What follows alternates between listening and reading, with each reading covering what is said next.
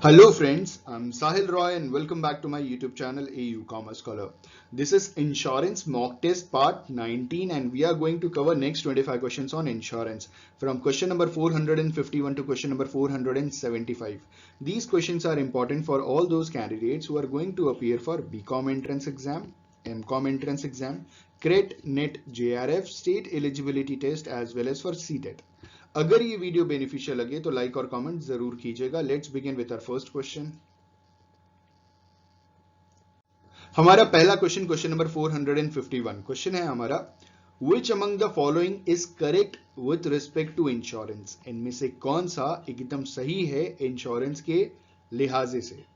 पहला option, prevent adverse situations from occurring. दूसरा, make assets continuously productive. तीसरा, reduce the financial consequences of adverse situations. और चौथा, negate all consequences of adverse situations. इस question का सही आंसर है option C, reduce the financial consequences of adverse situations. जो adverse situations हैं उनका जो भी financial consequence है उसे कम करता है insurance. Option C is the correct answer for the given question. हमारा अगला क्वेश्चन नंबर 452 क्वेश्चन है हमारा, fidelity guarantee insurance policy covers losses due to fraud by. ठीक है, फिडेलिटी इंश्योरेंस किस लिए होता है? अगर आपको जानकारी है तो आप इस सवाल का जवाब दे सकते हैं. पहला ऑप्शन कस्टमर, दूसरा ऑप्शन एम्प्लॉय, तीसरा ऑप्शन सप्लायर और चौथा ऑप्शन बोरोवर. इस क्वेश्चन का सही आंसर है fidelity guarantee insurance policy covers losses due to fraud by employee. Option B is the correct answer for the given question. Employee के fraud द्वारा, employee की डिसऑनेस्टी द्वारा, मतलब इस चीज को कवर करने के लिए फिडेलिटी इंश्योरेंस होता है. Option B employee is the correct answer for the given question. हमारा अगला क्वेश्चन नंबर 453 क्वेश्चन है हमारा, CTL is a loss in which the item insured is not totally destroyed but is so severely damaged that the insurance company considers it uneconomical to repair. What does CTL stands for? सवाल पूछा जा रहा है, CTL का full form बताना है. और CTL एक तरीके का लॉस होता है जहां पे जिस आर्टिकल को हमने इंश्योरेंस करा रखा है वो इतना बुरी तरीके से डैमेज हो गया कि उसे ठीक करा पाना एक हिसाब से महंगा पड़ जाएगा. ठीक है, तो ये जो CTL है इसे क्या कहते हैं, इसका फुल फॉर्म क्या है? पहला ऑप्शन है कंस्ट्रक्टिव टोटल लॉस, दूसरा ऑप्शन कॉन्ट्रीब्यूटरी टोटल लॉस, तीसरा ऑप्शन कॉन्ट्रैक्टर्स टोटल लॉस और चौथा ऑप्शन को इंश्योरर्स टोटल लॉस. ये जो CTL है ये पढ़ने को आपको मिलेगा मरीन इंश्योरेंस में. ठीक है, जहां पे एक्चुअली में लॉस होता नहीं है या बहुत कम लॉस होता है और उसका रिपेयर मेंटेनेंस बहुत ज्यादा हो जाता है. ठीक है, इस क्वेश्चन का सही आंसर है option A, constructive total loss. It is not a loss, लेकिन इसे मान लेते हैं कंस्ट्रक्टिव टोटल लॉस. एक एग्जांपल मैं आपको देता हूं मरीन इंश्योरेंस में. अगर समुद्र का जहाज बीच समुद्र में फंस गया, ठीक है, कई बार अभी आजकल ऐसा हो रहा है कि बिना मौसम के स्नोफॉल हो जा रहे हैं. तो मान लीजिए समुद्र का जहाज सही हिसाब से जा रहा था और अचानक समुद्र जम गया और वो समुद्र का जहाज वहां फंस गया आर्टिक एंटार्क्टिक में. ठीक है, अब वहां से निकल पाना उसके लिए अगले 4 महीने, 5 महीने, 6 महीने के लिए, 7 महीने के लिए बहुत मुश्किल है. इन्होंने प्लान सही किया था, सही हिसाब से जा रहे थे, लेकिन वो ठंडी पहले पड़ गई और समुद्र का जहाज अटक गया, फंस गया. क्या एक्चुअली में कोई नुकसान हुआ? नहीं. इसे हम कहते हैं कंस्ट्रक्टिव टोटल लॉस. ये असली में नुकसान नहीं है, कंस्ट्रक्टिव टोटल लॉस है जहां पे थोड़ा बहुत नुकसान हो सकता है, लेकिन इसको ठीक करने का खर्चा जो होता है वो कंपैरेटिवली बहुत ज्यादा हो जाता है. ठीक है, उस समुद्र के जहाज को वहां से निकाल पाना बहुत मुश्किल है. कोई दूसरा जहाज जा ही नहीं पाएगा क्योंकि चारों तरफ बर्फ जमी है और उसी बर्फ के बीच में वो समुद्र का जहाज फंसा है. अब इसमें क्या होता है कि जो क्रू मेंबर्स होते हैं उनको हेलीकॉप्टर से निकाल लिया जाता है. तो I just hope and believe कि इस एग्जांपल से आपको आइडिया लग गया होगा कि CTL क्या होता है. It's constructive total loss. It is not an actual total loss, it's a constructive total loss. ठीक है, option A is the correct answer for the given question. अगला क्वेश्चन नंबर 454 क्वेश्चन है हमारा, the term family floater is related to which of the following insurance. जो शब्द है family flutter वो किस इंश्योरेंस से रिलेटेड है ये टर्म. ठीक है, ये शब्द फैमिली फ्लूटर. पहला ऑप्शन प्रॉपर्टी इंश्योरेंस, दूसरा ऑप्शन एक्सीडेंटल इंश्योरेंस, तीसरा ऑप्शन हेल्थ इंश्योरेंस, चौथा ऑप्शन मरीन इंश्योरेंस. इस क्वेश्चन का सही आंसर है ऑप्शन सी, हेल्थ इंश्योरेंस. ठीक है, family floater is related to health insurance. Option C correct answer. अगला क्वेश्चन, क्वेश्चन नंबर 455, क्वेश्चन है हमारा identify the incorrect statement with respect to brokers. ठीक है, हमें आइडेंटिफाई करना है इनकरेक्ट स्टेटमेंट ब्रोकर के लिहाज से। पहला option, brokers are appointed by insured to take care of their interest. दूसरा, brokers required to undergo training before being licensed. तीसरा, brokers are allowed to negotiate with different insurers for the same insured. और चौथा, brokers should be registered companies और firms. इस question का सही answer है, जो स्टेटमेंट ब्रोकर्स के लिहाजे से एकदम गलत है वो है option D, brokers should be registered companies और फर्म्स। ठीक है, दिस इज रॉन्ग स्टेटमेंट। तो इस क्वेश्चन का सही आंसर है ऑप्शन डी, ब्रोकर के लिहाजे से ये एकदम सही नहीं है। तो यही सवाल पूछा था, ऑप्शन डी सही जवाब। अगला क्वेश्चन, क्वेश्चन नंबर 456, क्वेश्चन है हमारा the health insurance policy and a personal accident policy falls under which group of the insurance market. सवाल पूछ रहे हैं कि जो हेल्थ इंश्योरेंस पॉलिसी है और जो पर्सनल एक्सीडेंट पॉलिसी है वो किस ग्रुप में आती है इंश्योरेंस मार्केट के। पहला, both are life insurance product. दूसरा, both are non life insurance product. तीसरा है life insurance for health and non life insurance for personal accident. और चौथा है non life insurance for health and life insurance for personal accident. इस question का सही answer है option B, both are non life insurance. देखिए, life insurance का मतलब जहां मरना तय है, मरने के बाद ही क्लेम मिलेगा, वो लाइफ इंश्योरेंस। ऊपर बात कर रहे हैं हेल्थ इंश्योरेंस। अगर किसी इंसान ने हेल्थ इंश्योरेंस कराया है और अगर उसकी डेथ हो जाती है तो कोई क्लेम नहीं मिलेगा। Health insurance medical facility, medical treatment से रिलेटेड है। अगर उसमें कोई मर जाता है तो कोई क्लेम नहीं मिलने वाला, वो लाइफ इंश्योरेंस में मिलता है। ठीक है, तो हेल्थ इंश्योरेंस भी नॉन लाइफ इंश्योरेंस हो गया। और पर्सनल एक्सीडेंट जो पॉलिसी है ये जो है ये भी non life, both are non life insurance product. ये भी नॉन लाइफ की कैटेगरी, ये जनरल इंश्योरेंस का है, पर्सनल एक्सीडेंट पॉलिसी। ठीक है, option B is the correct answer for the given question. अगला क्वेश्चन है हमारा क्वेश्चन नंबर 457, क्वेश्चन है which among the following is a method of risk transfer. इनमें से कौन सा एक तरीका है रिस्क ट्रांसफर करने का। पहला ऑप्शन इंश्योरेंस, दूसरा ऑप्शन इक्विटी शेयर्स, तीसरा ऑप्शन रियल इस्टेट और चौथा option bank FD, fixed deposit. इस क्वेश्चन का सीधा सा आंसर है option A, insurance. Insurance is the method of risk transfer. इसे एक डिवाइस भी कहा जाता है, इसे एक टूल भी कहा जाता है। ठीक है, कई बार क्वेश्चन में पूछ लेते हैं, बहुत सारे स्टूडेंट्स ने मुझसे ये सवाल भी पूछा है कि सर रिस्क ट्रांसफर करने का टूल क्या है, तो इट इज इंश्योरेंस। या रिस्क ट्रांसफर करने का मेथड क्या है, it is insurance. Option A is the correct answer. अगला क्वेश्चन, क्वेश्चन नंबर 458, क्वेश्चन है हमारा a company's decision to take responsibility for a particular risk it faces as opposed to transferring the risk over to an insurance company is known as dash। सवाल पूछा जा रहा है कि company एक decision लेती है कि वो to take responsibility for a particular risk it faces, वो इंश्योरेंस नहीं कराएगी और जो भी रिस्क है वो खुद के ऊपर फेस करेगी, तो इसे क्या कंसीडर करते हैं। पहला ऑप्शन रिस्क कंट्रोल, दूसरा ऑप्शन रिस्क फाइनेंसिंग, तीसरा है रिस्क रिटेंशन और चौथा है रिस्क अवॉइडेंस। इस क्वेश्चन का सही आंसर है ऑप्शन सी, रिस्क रिटेंशन। आपने रिस्क रिटेन करके रखा है अपने ऊपर, कोई दिक्कत आएगी that then you are going to face it. A company's decision to take responsibility for a particular risk it faces as opposed to transferring the risk over to an insurance company is known as risk retention. Option C is the correct answer for the given question. अगला question, question number 459, question है हमारा which among the following lowers the cost of your insurance। इनमें से कौन सा हमारे insurance का cost कम कर देता है।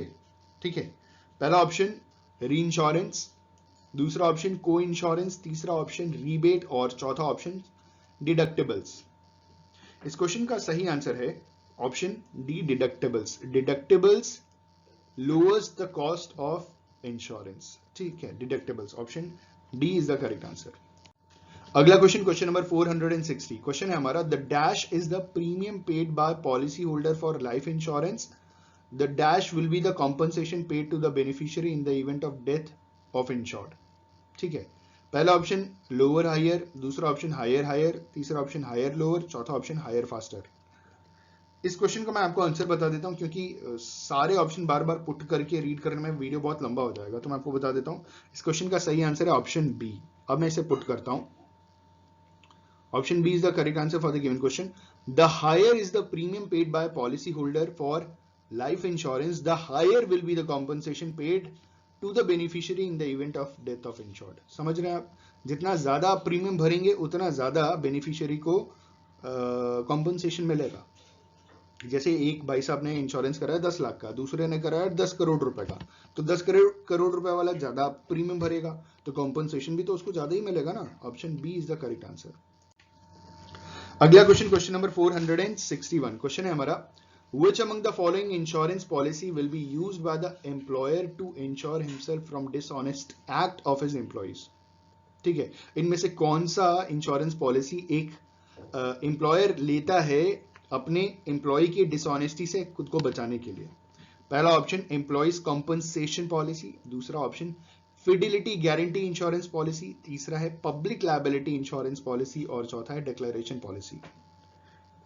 तो अगर आपने इस टॉपिक के बारे में थोड़ा भी पढ़ा होगा तो आप इसके बारे में बहुत अच्छी तरीके से जानते हैं.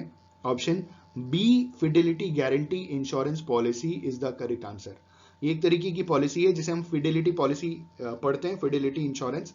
फिडिलिटी इंश्योरेंस एक एम्प्लॉयर अपने एम्प्लॉयज की डिसऑनेस्टी या फ्रॉड के लिए लेता है कि अगर उसके एम्प्लॉय ने फ्रॉड करके डिसऑनेस्टी करके कंपनी को नुकसान पहुंचाया, मालिक को नुकसान पहुंचाया, तो वहां पे ये इंश्योरेंस कवर काम करता है. तो option B fidelity guarantee insurance is the correct answer for the given question. हमारा अगला क्वेश्चन नंबर 462. क्वेश्चन है हमारा, in case of marine insurance which of the given represents the body of the ship. Marine insurance में इनमें से कौन सा ship की बॉडी को रिप्रेजेंट करता है? ठीक है, पहला ऑप्शन कार्गो, दूसरा ऑप्शन जेटिसन, तीसरा ऑप्शन हल, चौथा ऑप्शन एंकर. इस क्वेश्चन का सही आंसर है, देखिए मरीन इंश्योरेंस जो है वो 3 पार्ट में डिवाइडेड है. पहला कार्गो, दूसरा फ्रेट, तीसरा हल. और हल ही वो इंश्योरेंस होता है ना जो शिप की बॉडी के लिए होता है. तो इस क्वेश्चन का सही answer in case of marine insurance hull represents the body of the ship. Option C is the correct answer. अगला क्वेश्चन नंबर 463. क्वेश्चन है हमारा, Which of the following policies covers loss or damage to aircraft? इनमें से कौन सी policy aircraft के loss और damage को कवर करती है? पहला ऑप्शन मरीन इंश्योरेंस, दूसरा एविएशन इंश्योरेंस, तीसरा प्रॉपर्टी इंश्योरेंस, चौथा स्टैट्यूटरी इंश्योरेंस. इस क्वेश्चन का सही आंसर है option B aviation insurance. Aviation insurance covers the loss और damage to aircraft. Option B is the correct answer for the given question. हमारा अगला क्वेश्चन नंबर 464. क्वेश्चन है हमारा, the consequential loss that is fire insurance offers covers to dash. ठीक है, the consequential loss insurance जो होता है ना वो जो फायर में बेसिकली होता है वो किस चीज को कवर करता है? ठीक है, पहला ऑप्शन है लॉस ऑफ गुडविल, दूसरा ऑप्शन है loss due to fluctuations in foreign exchange, तीसरा है loss due to wear and tear of machinery और चौथा है loss of profit in business due to the damage of property insured. इस question का सही आंसर है option D loss of profit in business due to damage to the property insured. तो यहाँ पे कॉन्सिक्वेंशियल लॉस पॉलिसी आती है. Example के तौर पे समझिएगा कि आपकी एक फैक्ट्री है, ठीक है, आपने क्या कर रखा है, वहां पे रॉ मटेरियल्स खरीद रखे हैं, वहां पे प्रोसेस्ड फिनिश गुड्स हैं, बहुत सारी चीजें हैं, वहां पे मशीनरीज भी हैं, सब कुछ है वहां पे. अब हुआ क्या कि आपकी फैक्ट्री में आग लग गई. अब फैक्ट्री चली गई, रॉ मटेरियल चला गया, सब कुछ चला गया. इसका कॉन्सिक्वेंस क्या होगा? इसका कॉन्सिक्वेंशियल जो लॉस है ना, जो ये सवाल पूछा जा रहा है वो ये है कि एक तो आपका फैक्ट्री गया, मशीनरी गई, रॉ मटेरियल फिनिश गुड सब चले गए. अब क्या है कि उसका जो कॉन्सिक्वेंस ये होगा कि आपके जो वर्कर्स हैं, जो एम्प्लॉयज हैं, वो सारे के सारे अनएम्प्लॉयड हो गए. उनका कौन पैसा भरेगा? तो कॉन्सिक्वेंशियल लॉस पॉलिसी वहां पे आपको कॉम्पनसेशन देती है तब तक जब तक आपकी फैक्ट्री वापस शुरू नहीं हो जाती अपने एम्प्लॉयज को देने के लिए. This is consequential loss policy और यहां पे आंसर दिया था loss of profit in business due to damage to the property insured. Option D is the correct answer for the given question. अगला क्वेश्चन नंबर 465. क्वेश्चन है हमारा, the premium to be paid in burglary is decided on the basis of which of these factors. जो burglary insurance होता है उसमें जो premium पे किया जाता है ना वो किस फैक्टर के बेसिस के ऊपर निश्चित किया जाता है, डिसाइड किया जाता है. ठीक है, पहला ऑप्शन है सिक्योरिटी मेजर्स, दूसरा ऑप्शन लोकेशन ऑफ प्रेमाइसेस, तीसरा ऑप्शन नेचर ऑफ प्रॉपर्टी और चौथा option all of the above. इस क्वेश्चन का सही आंसर है option D all of the above. सारी चीजें देख करके प्रीमियम तय किया जाता है. हमारा अगला क्वेश्चन नंबर 466. क्वेश्चन है हमारा, CAR insurance policy. Vehicle car की बात नहीं कर रहे हैं, दूसरा कार है, ठीक है। CAR, इसी का फुल फॉर्म इन्होंने नीचे पूछा है, आप देखिएगा ऑप्शन में आपको मिलेगा, ठीक है। तो ये जो CAR इंश्योरेंस पॉलिसी है, is a non standard insurance policy design to cover all the types of risk related to construction projects. Construction projects के लिए CAR इंश्योरेंस पॉलिसी ली गई है। सवाल पूछ रहे हैं CAR का फुल फॉर्म बताइए। पहला ऑप्शन कवरेज अगेंस्ट रिस्क, दूसरा कंस्ट्रक्शन एडेड रिस्क, तीसरा कॉन्ट्रैक्टर्स ऑल रिस्क, और चौथा कंस्ट्रक्टर्स एडिशनल रिस्क। इस क्वेश्चन का सही आंसर है option C, contractors all risk, ठीक है। CAR stands for contractors all risk, और ये कॉन्ट्रैक्टर के लिए होती है। Option C is the correct answer for the given question. सही आंसर, बिल्कुल सही आंसर। अगला क्वेश्चन, हमारा अगला क्वेश्चन, क्वेश्चन नंबर 467। क्वेश्चन पूछा जा रहा है कि the money insurance policy cover risk related to, जो मनी इंश्योरेंस पॉलिसी है वो जो रिस्क कवर करती है, किस चीज से रिलेटेड रिस्क को कवर करती है, ठीक है। पहला ऑप्शन कैश इन हैंड, दूसरा option money invested in mutual fund, तीसरा option money in banks saving deposit account, और चौथा money held in post office deposit account, ठीक है। इस क्वेश्चन का सही आंसर है option A, cash in hand. The money insurance policy cover risk related to cash in hand. Option A is the correct answer for the given question, ठीक है। अगला question है हमारा 468। क्वेश्चन है the risks covered under a bankers indemnity insurance policy includes, ठीक है। पहला option है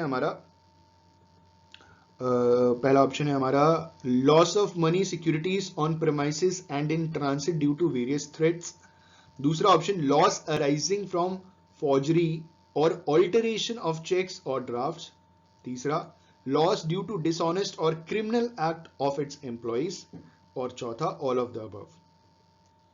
इस क्वेश्चन का सही आंसर है option D, all of the above. The risk covered under a bankers indemnity insurance policy includes, ये तीनों चीजें जो भी ऊपर दिया है, तो option D is the correct answer for the given question. हमारा अगला क्वेश्चन, क्वेश्चन नंबर 469। क्वेश्चन है हमारा what is the purpose of deductible clause in insurance policy. Insurance policy में डिडक्टेबल क्लॉज का मेन पर्पस बताइए। पहला ऑप्शन अवॉइड क्लेम पेमेंट, दूसरा option increase the premium, तीसरा eliminate payment of small claims, और चौथा हैरेस द पॉलिसी होल्डर।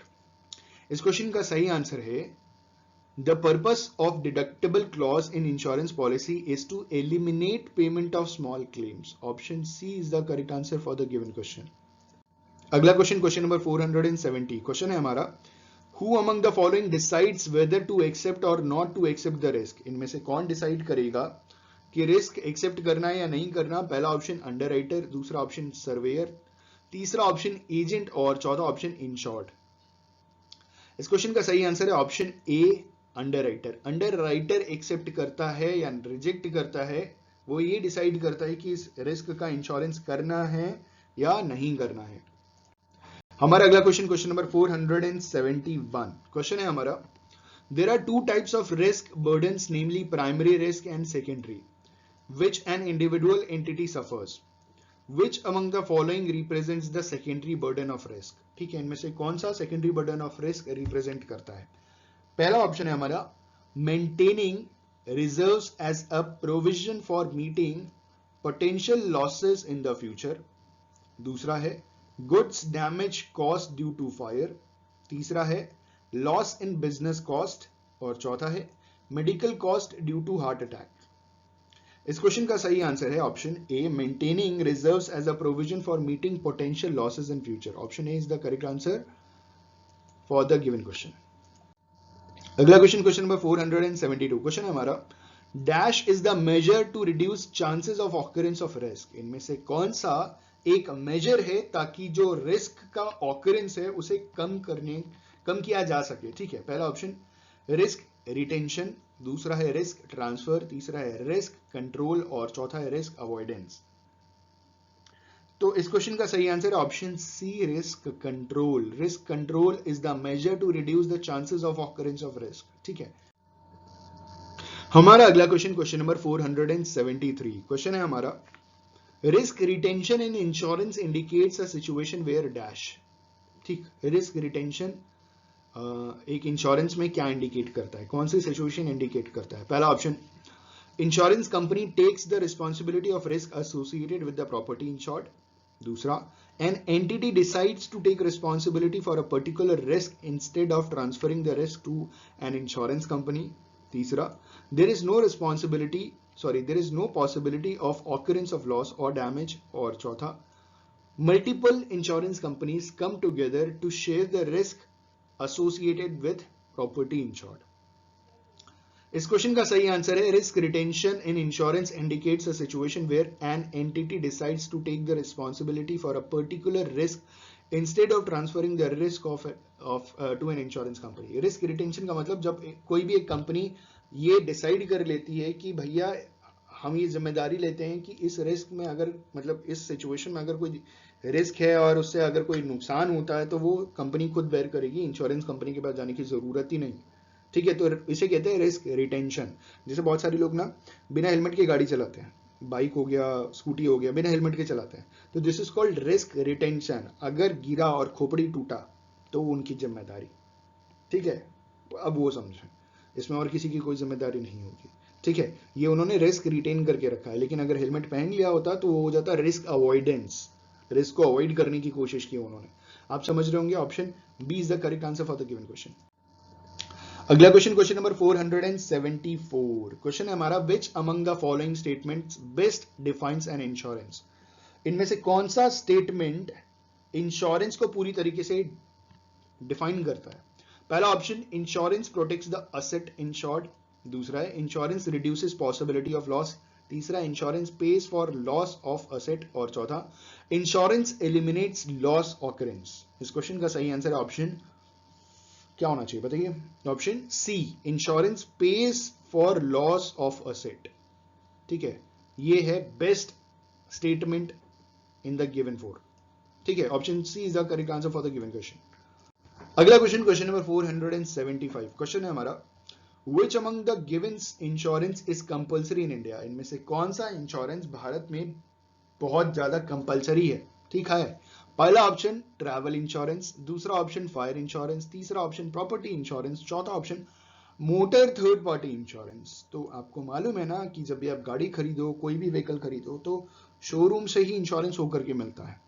ठीक है, तो option D motor third party insurance. और ये थर्ड पार्टी इंश्योरेंस, देखिए व्हीकल में दो इंश्योरेंस होते हैं, एक होता है कॉम्प्रिहेंसिव पॉलिसी और एक होता है third party policy. Third party तो होना ही जरूरी है। थर्ड पार्टी कौन सी होती है? जो हमारी गाड़ी के आगे आकर के मरने वाली होती है। ठीक है, कई बार ऐसा होता है, इट हैपेंस, हमारी गाड़ी से किसी थर्ड पार्टी, देखिए थर्ड पार्टी क्यों कह रहे हैं, क्योंकि पहली पार्टी इंश्योरर, दूसरी पार्टी इंश्योर्ड। थर्ड पार्टी का आता पता नहीं है। थर्ड पार्टी वो है जो हमारी गाड़ी से टकराने वाली है, इंटेंशनली अनइंटेंशनली, जिस भी रीजन से। तो यह है third party motor insurance, motor third party insurance. Option D is the correct answer for the given question. Reason ये कि इसका जो लायबिलिटी होता है ना, वो अनलिमिटेड लायबिलिटी होता है। I have seen many cases जहां पे घर बार बेच करके इनकी लायबिलिटी को फुलफिल करना पड़ता है। अनलिमिटेड लायबिलिटी तो यही होती है। ठीक है, तो यहाँ पे क्या होता है कि अगर आप थर्ड पार्टी इंश्योरेंस करा लो तो जो भी क्लेम आएगा ना, वो इंश्योरर को ट्रांसफर हो जाएगा, आपके ऊपर कुछ भी नहीं रहेगा। और ये हमारे देश में, इंडिया के अंदर बहुत ही ज्यादा कंपलसरी है। इसके बिना गाड़ी चलाना इलीगल है, बार बार बताया मैंने आपको। ठीक है, ध्यान रखिएगा। Option D is the correct answer for the given question. I just hope and believe कि ये 25 क्वेश्चन भी बेनिफिशियल रहे होंगे। अगर वीडियो बेनिफिशियल था, कुछ सीखने को मिला था, तो लाइक शेयर कमेंट करना ना भूलें। Thank you so much, have a good day, all the best for your examinations.